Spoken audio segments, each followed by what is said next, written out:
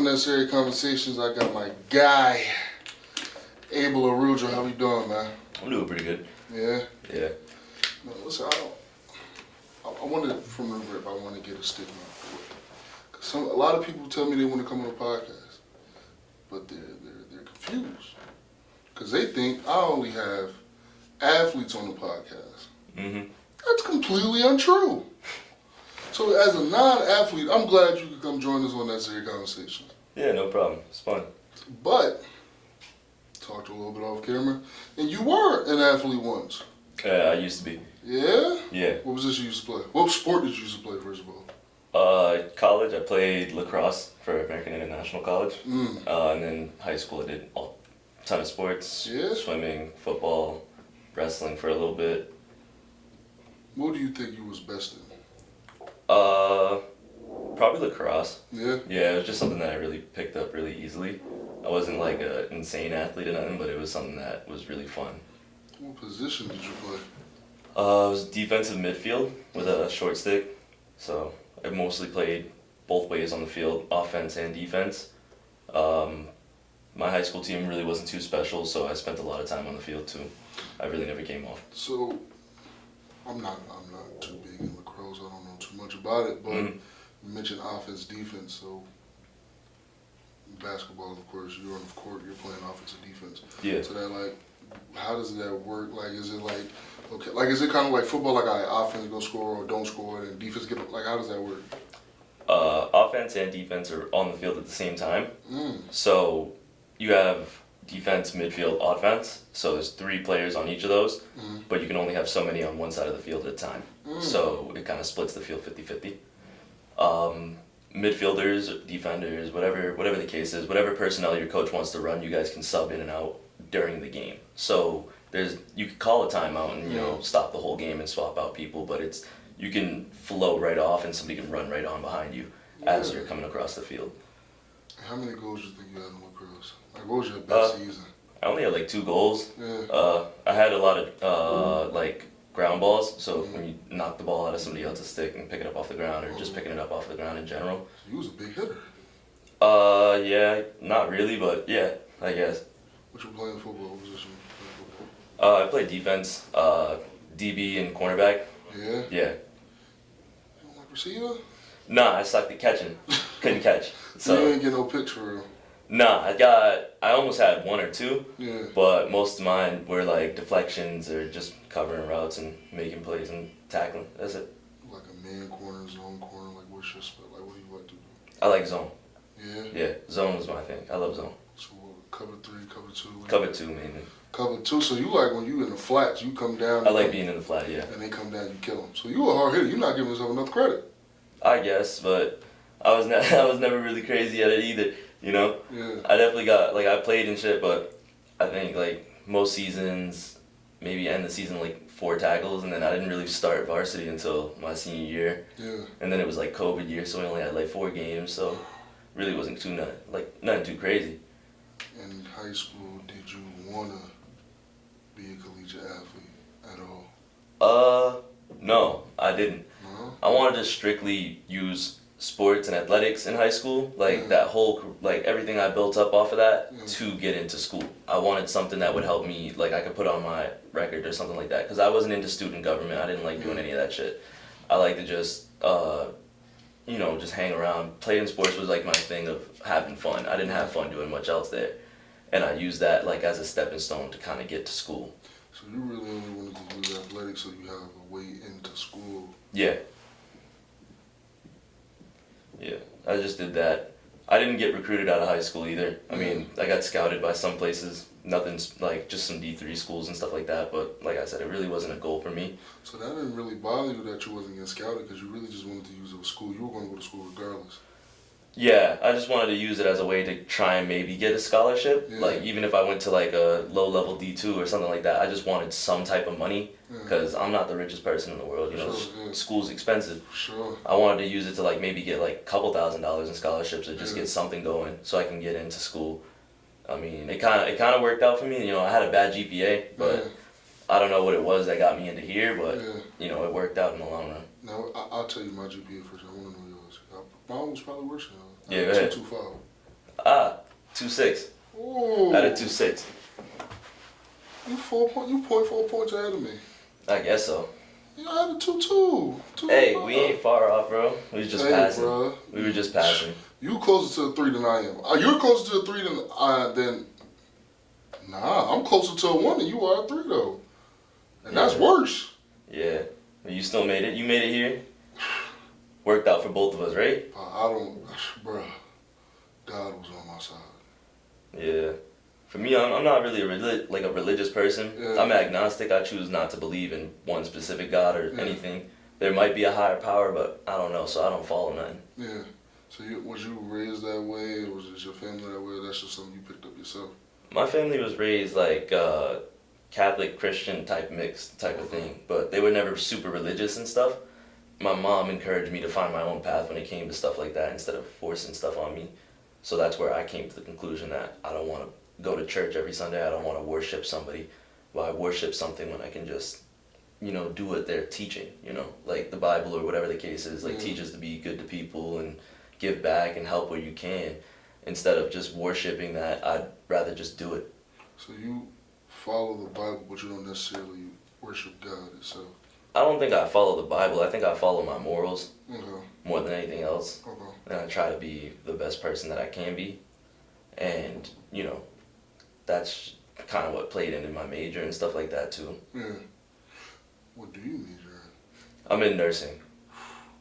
It's a hard major, especially at AIC. Yeah, it's not easy. It takes a lot of work, a lot of free time. You got to sacrifice to make it. Yeah. So, talk about when you play lacrosse here. How did your recruitment go for you to even end up being here, especially with COVID going on? So I didn't get recruited to play here. No? I got accepted into the nursing program on a whim. Like I applied to maybe 5 or 6 schools. I was accepted into a lot of them, but they all waitlisted me for nursing. One other school accepted me for like x-ray technician, which is what I really want to do. Like I wanted to be somewhere in radiology, but the school was just too expensive. Yeah. Too expensive. So when I seen the letter come through for nursing here, I figured I'd just take the chance. And nursing degrees are the same at every school you go to. You learn the same thing. You take the same NCLEX exam. So it didn't really matter to me. I just wanted to get in. You want to be like, okay, because I broke some things on my body before. Mm-hmm. I go to the hospital. Come follow me, sir. Go in this room, put the thing on, stand in front of this big thing that got an X square box on it. Yeah. Hold your breath. Beep. That's what you are. Or are you the person that say, okay, I took the X-rays, we're gonna have the doctor look at it and go back to your room? Are you the guy that looks at it, or are you the guys that take the X-ray? If I was going to be an X-ray tech, then I would be the one taking the picture. Okay. If I was going to be like, if I wanted like, that school that I was talking about was like a 2-year associates to get an X-ray tech, or like they would do it like expedited 4-year process or whatever the case was. Yeah. But I would just be taking the pictures, and I mainly just did like I looked at it as it was something that was easy, like an easier job to do with a good salary. Yeah. So I figured I would just kick on through life with that, But I never really wanted to take it to a doctored level where I would like read your results or whatever and diagnose or whatever the case is. I want to ask you this. I know you didn't, but what year are you in? I'm my junior year. So you've been in this thing for 3 years. Like I said, I broke a couple things in my body. Yeah. I'll be asking, take the X-ray. Okay, if the doctor's going to look at it. Okay, miss, but I know you know something. You've been doing these X-rays for a long time. Mm-hmm. Miss, sir, whatever, whoever's doing that. Yeah.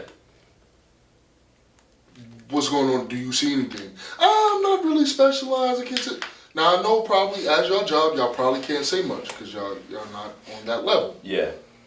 But knowing some things about the doctoring, are y'all able to really tell us at that moment? Or y'all sometimes really just don't know? Right now I'm in nursing, so I don't do anything X-ray tech related or anything like that. But from what I've learned so far in nursing and stuff, we can't speculate for you. Yeah. We can't speculate, we can't diagnose. That's the doctor. We are there to come up with a hypothesis, and just come up with what could possibly be wrong. And that could be a list of things, but we can't definitively just tell you what's wrong, even if I'm pretty sure, because that's not my scope of practice.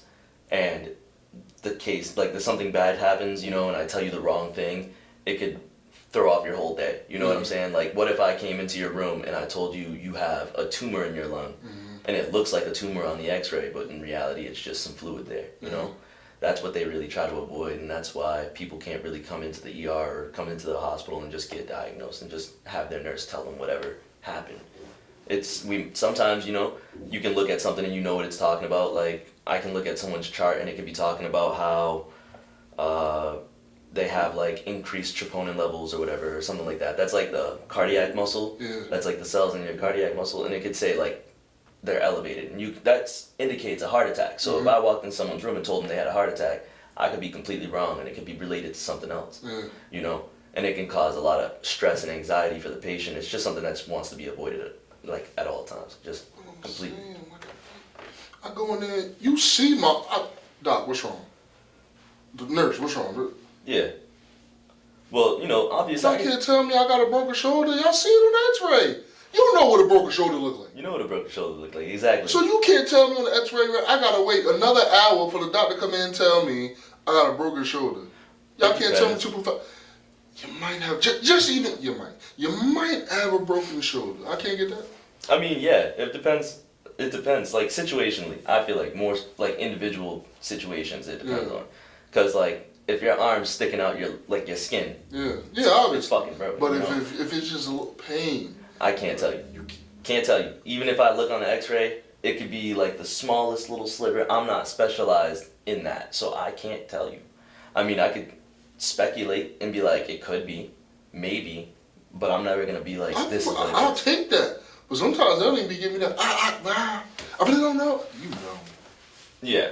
I just be wanting to know something. It's just a thing of limiting, like I said, it's just limiting giving the wrong diagnosis to a patient, and it causes a whole nother list of trouble and problems and shit like that, liability and things. And I think it's a thing of hospitals just don't want to be liable for someone, like a nurse, telling them the wrong thing. Telling a patient they have something when it's another thing, you know. So what went in, so you mentioned you get accepted into the nursing program here and come here. You wasn't too big on sports. So what makes you say, I'm going to do this collegiate lacrosse thing and try? Is it like, okay, maybe I could get on the team, then earn a scholarship, pay less, or is it like just something to do? A little bit of that, but not necessarily. Yeah. When I first got here, I did my first semester, my freshman year, as a non-athlete. Okay. And this is before I was really in the nursing program in my eyes, because I was just doing my prereqs, and the courses really weren't too heavy of a load. You know, so I had so much extra free time that I just didn't have anything to do with, you know. And this is a small campus, and a lot of the students here are athletes. So it was just like I found myself doing nothing by myself, really just being around. And it was just boring, you know. I didn't bring nothing with me to school because I didn't want distractions and stuff, so I left my Xbox and all that at home. So in my room, it was just me, you know. You had a roommate? Yeah. He actually was a non-athlete for a bit too, but then he decided to become an athlete for the same reasons I did. You know, it's just too much free time, not anything to do, and lacrosse was something I did out of like passion and not pain, I think. You know, like I didn't put my pain into it. I didn't really go as hard as I could be because I just seen it as something I do for fun. So when I ended up emailing the coach, who at the time was Coach Robbins. I emailed him and asked if I could do like a walk-on tryout or something like that, and he said yeah. So I ended up doing a walk-on and made the team. Did you play? Like when you played? Yeah. Freshman year we had like the worst record. We was like 0-11 or something like that. Like it was bad. But at the same time, I still played. I think I had maybe 3 or 4 ground balls and like 10 minutes total playing, or maybe less than that. But I still got playing time, and I played in a decent amount of games. Yeah. So did you end up playing the next year? Yeah, I played into the preseason, but once I hit sophomore year, I was in my pathology class and intro to nursing, and course load picked up, you know, and I did really good balancing my academics and sports. I was performing really well in lacrosse, especially since we got a new head coach who like changed the structure of the program in a good way. He took it to another level, a level that wants to win, a level that wants to really succeed. And I was keeping up there and keeping up in class, but I wasn't keeping up with myself. And it was putting my mental health in a really bad spot, so I figured I would let go of the thing that's not really benefiting me, which was lacrosse. When you're saying that, keeping up with yourself, like, what does that look like? Describe that. it looks like maybe only having like a couple hours to yourself every day outside of like the book work and playing a sport, you know, because sports maybe I was dedicating maybe 3-4 hours a day to that, and then another, I don't know, 8 hours to classes. You know, like you have classes that are like bulk classes. Like I think my patho class was like 4 hours long or something like that. 4 hours. 2.5 hours. It was like a long class, man. It was pretty much the first half of the day. Oh, what? Learning medication, learning pathology, learning disorders and diseases. Now, is it just like a lecture the whole time? Or Yeah. Y'all go. Pretty much just lecture, and then intro to nursing was more of the like text behind it. You know what I mean? Yeah. Like kind of like they talk about Florence Nightingale, which is like the first person to really revolutionize nursing and stuff like that. But it's more of theory, you know what I mean? Yeah. They're gonna teach you more about why we do certain things and what those things came from. Mm-hmm. And pathology is more of the diseases and the actual physical aspect that happens to people.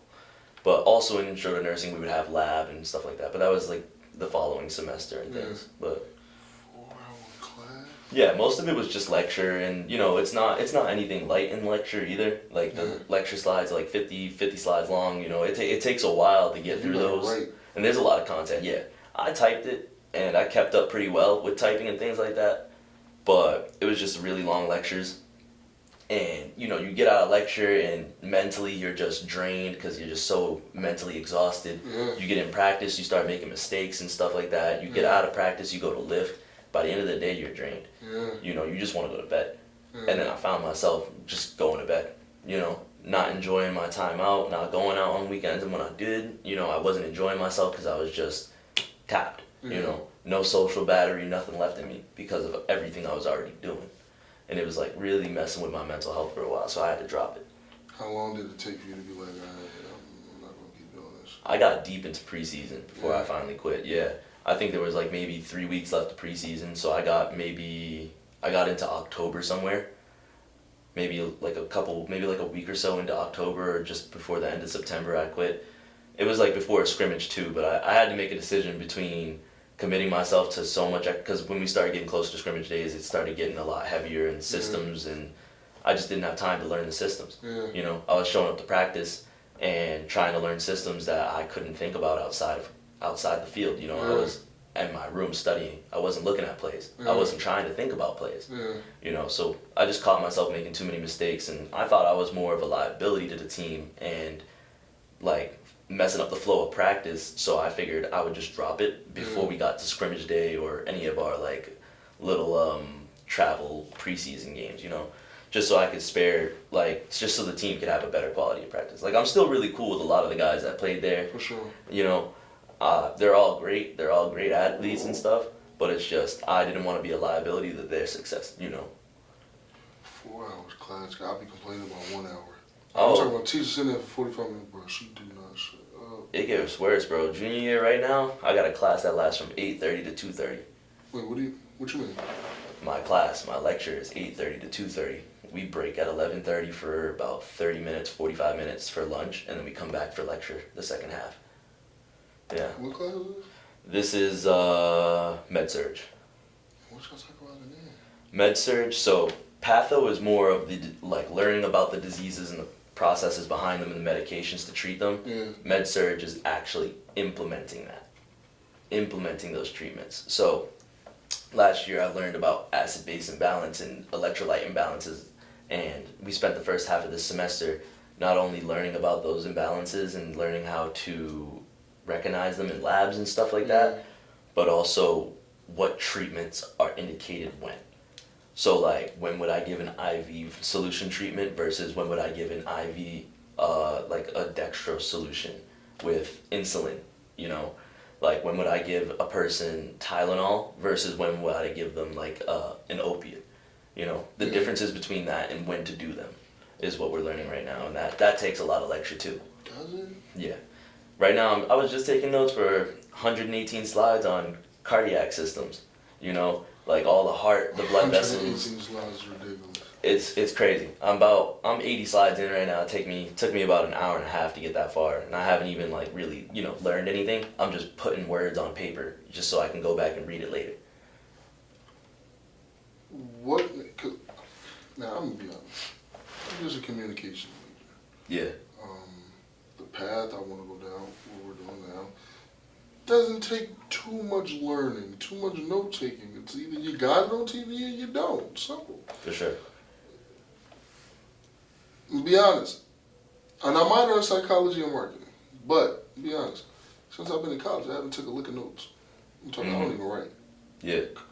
They do notes. Is it going to be on blackboard or canvas? What makes y'all like? I hear some people say, okay, it's just something to do in class, or when you write something down, you learn it easier. What makes y'all like actually write it? If it's a 118 slide that y'all could just study off of that. So yeah, some people do. Yeah. But for me, I feel like I have to do things differently because I don't think I'm as good at memorizing as some people. Yeah. Some people have really good memories and stuff like that. I'm not one of those people. And I'm not one of those people that can look at something once and understand it. Yeah. I gotta actually learn the thing to understand it. Yeah. So writing it down for me, it helps me figure out what I don't understand, where I need to look into more, and then just going through the slides, like scrolling, is not something that's gonna really capture my attention. So if I'm just scrolling through a slide, I'm gonna skip over so much information because it's a slide, it's a picture. I don't really care about that, Yeah. But if I write it down or type it, which is what I usually do, is I'll type it. If it doesn't make sense to me, I highlight it. Yeah. I go through my textbook, I figure out what it is, and I'm like, oh, okay, that's what that is. Yeah. And then the next day, I'll look over those notes again, and if I don't remember what that was, it's already highlighted. I already looked it up once, and I'll look at it again. And I'll just repeat that process until everything starts to stick. And then understanding the process to some things is also very helpful in memorizing it. Like if you understand why something happens and you understand why you're doing that to fix it, it makes it so much easier to memorize. And it becomes second nature to you, know? I mean, sometimes my professors, they put us on the spot a lot, But if I get put on the spot for something, it's, I'll choke up, I'll forget. But as soon as they're like, why didn't you just say that answer earlier? I'm like, because it slipped my mind, But taking the notes, for me, I got to do it differently from how everybody else does it because that's just the way I am. That's the way I learn. Yeah, so. You talk about the hour and a half to do, I think you said 80 slides of notes, write it down. Yeah. How long does it usually take you to study for like an exam? So I over prepare Yeah. just because I'm concerned about failing. Yeah. And I feel like even though I know what I'm talking about and I know what I'm doing, I get really bad test anxiety and I'm really bad at taking exams in general. So for me, this week we had an exam on, it was something like 17 chapters. Yeah. And that might sound very scary. That sounds really scary. There's a lot of chapters. It's not a joke. Yeah. But some of those chapters were 10 pages long versus 30. Okay. It's not anything too crazy to the point where you can't handle it. So for me, I feel like after the first exam where I understand where my professors are at and what they really want me to know on my content, it makes it easier to study. But last week I spent all week. Like I'd spend like an hour a day or an hour every other hour. You know what I mean? So I'd be doing nothing. If I'm sitting there in my room and I'm doing nothing and I'm like, damn, I'm bored, I would just open my notes and read. It just makes it that much simpler. Fill the boring time with my notes instead. But does that make it funner? Or does that make it entertaining at the time? It doesn't make it entertaining. I feel like what makes it entertaining and fun for me is when I finally have that moment and I'm like, I know it. Yeah. When somebody can come up to me and they can ask me and I can tell you in detail and make you understand. Yeah. Sometimes in study groups we get together and we'll like have one person basically teach the lecture to the rest of us. And then if we have a question, everybody kind of stops and we all talk about it together and talk it through. So teaching each other is another big part of it. But for me, once I understand it enough to teach somebody else, is that moment where it's like, this is worth it. Yeah. It's a lot. Yeah, it takes a lot, man. What makes you get into the nursing realm in general, the health field? Because you talk about, earlier you mentioned like, your major is kind of a mirror of not so much your reasoning for not believing in religion, but like it mirrors who you should be, like a good person and things like that. So what made you want to get into the health field? I grew up in a pretty bad spot. Yeah. I lived in New Bedford, if anybody knows where that is. But like I grew up in pretty like rough neighborhoods my whole life. Yeah. Up until like maybe just before high school, you know, like 7th grade or something like that. But even then, that's long enough. Yeah. That's more than enough time. Sure. And my mom always told me to just do the opposite of what everybody around me was doing, you know. And my mom had her own health trouble and stuff like that. But eventually I got to like this point where in school that, you know, they probably had to talk with you in school, you know, like look to your left and right, like half of these kids are either gonna be dead in jail, you know. And as I get older, I'm starting to realize that's so much more true than I want it to be, you know.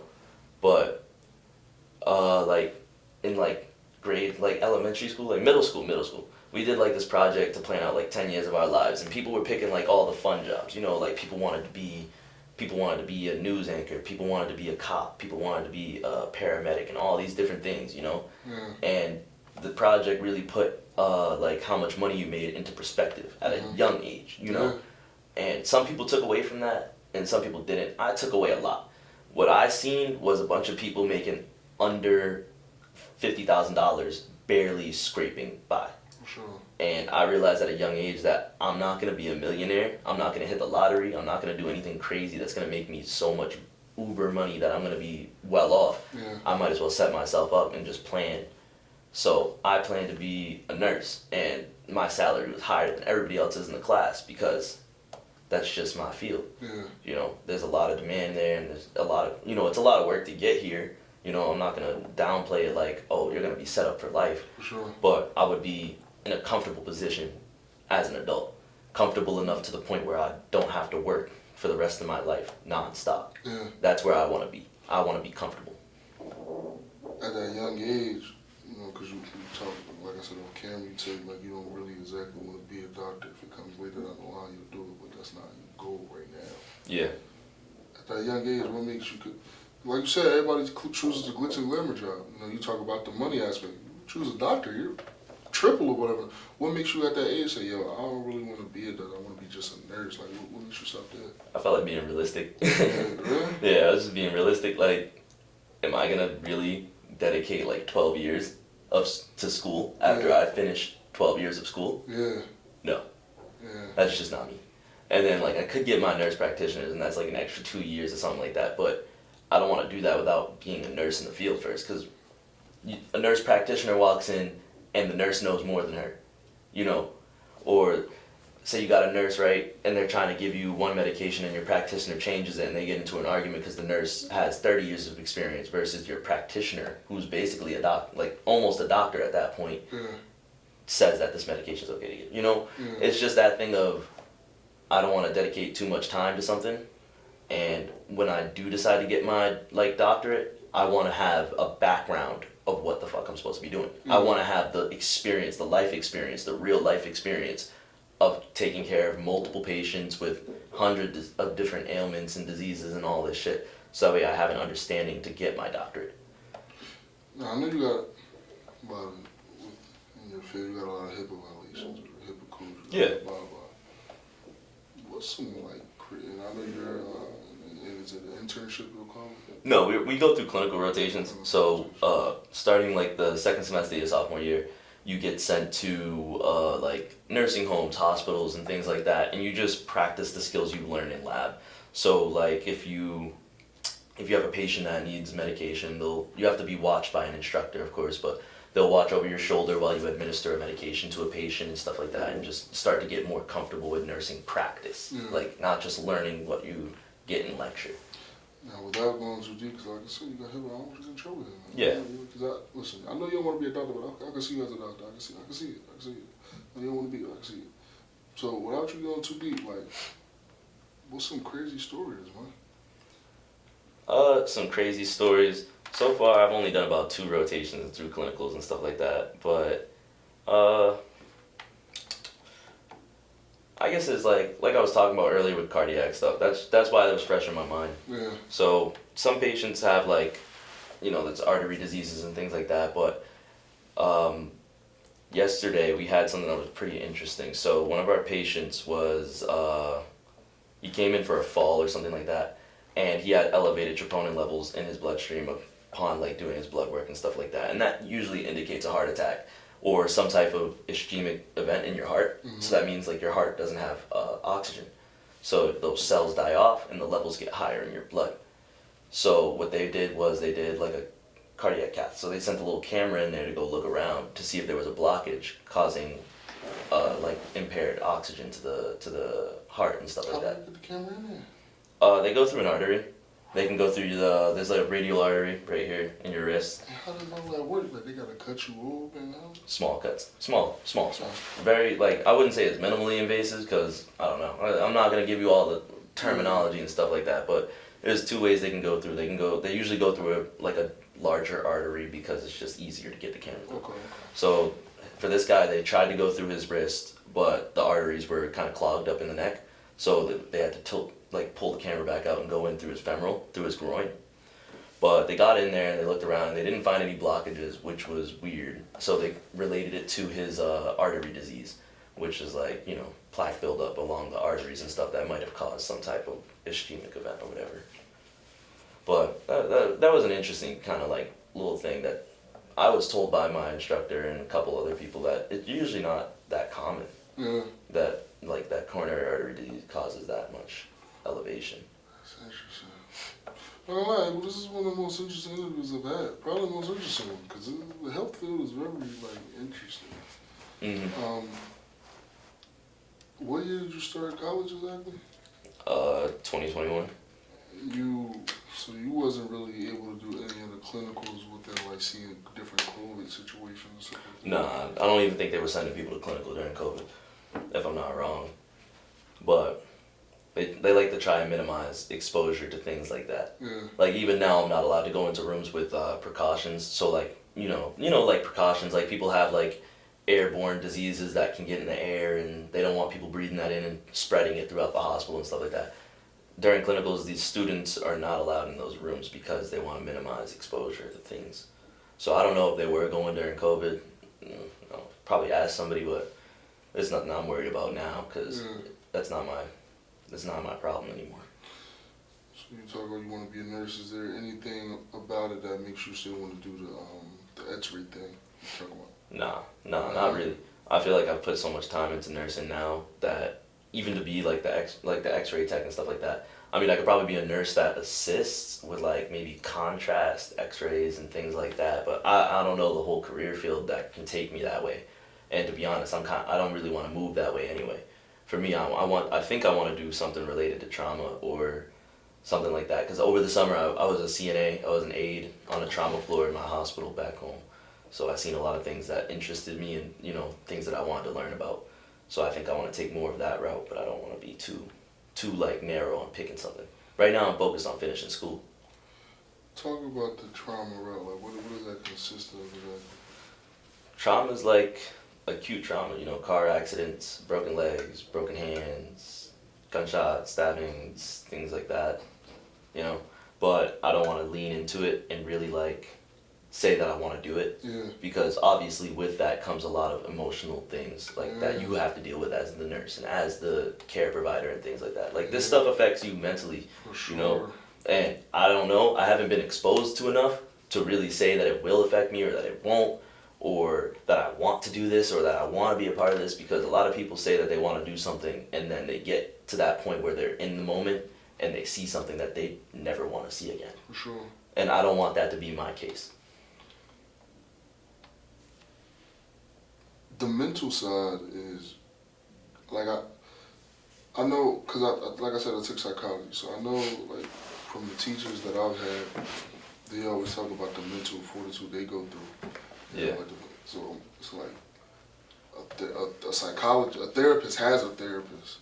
So for you, like, what did you see this summer that, like, oh, okay, this is something that I might, even with the trauma from their trauma that I might get trauma, I still might want to go down this path.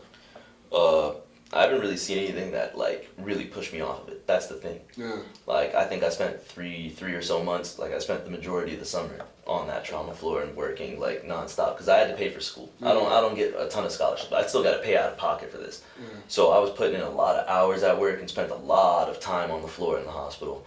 I didn't see too much that discouraged me. Yeah. I really didn't. I seen like broken legs, missing legs, chest tubes, gunshot. Like I've seen all that typical stuff, you know. I haven't seen anything too out of the ordinary or anything that really shocked me and where I had to like take a step back and really think about what I'm doing. You know, nothing really too bad. I'd say more or less the trauma specifically wasn't the worst part. The worst part for me over the summer was hearing the sad stories behind some things, you know? Like there's a lot of sad stories in healthcare and stuff like that. And I feel like that's the part that discourages me the most. Like I don't want to come across that one story that's like on my brain forever. And that's something that I don't know how comfortable I'm gonna be with until I graduate. Until I'm put in that situation, I don't know how I'm gonna react. That is very true. Because like with the, you never want to have, because you know the saying is, well, like you don't take work home, things like that. Work goes home with you. Think Work so? goes home with you, for sure. I mean, you could say don't go home with you, all this, you can cut yourself off from it, but I think it comes home with everybody, regardless, you know? Like, I don't know. For me, there's nothing that really, like I said, there's nothing for me, there's no real stories or anything that really stands out for me. Like, there's some sad stories out there, but nothing really stands out to me specifically. But I feel like work goes home with a lot of people. If you could change anything within the healthcare industry, what would you change? Nurse to patient ratios.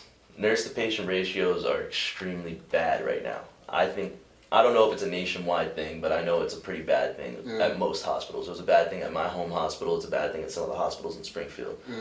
But nurses are really struggling to get ratios or to force hospitals to meet staffing requirements. So like a safe nurse to patient ratio is like, I don't know what it is technically. Some people say it's like one nurse for 5 patients, one nurse for 6 patients. I don't think that's the case. I think safe is 1 to 4.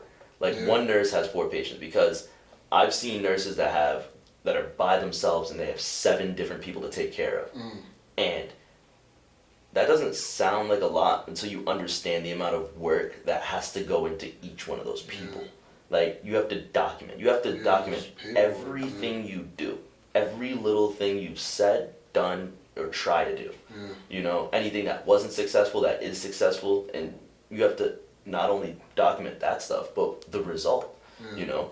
And when you have 7 people to do that for, it stresses you out as a nurse, and you can make mistakes, and it's just not safe. It's just not safe, you know? And it's worse for the nurse, it's worse for the patients, and it gets people hurt.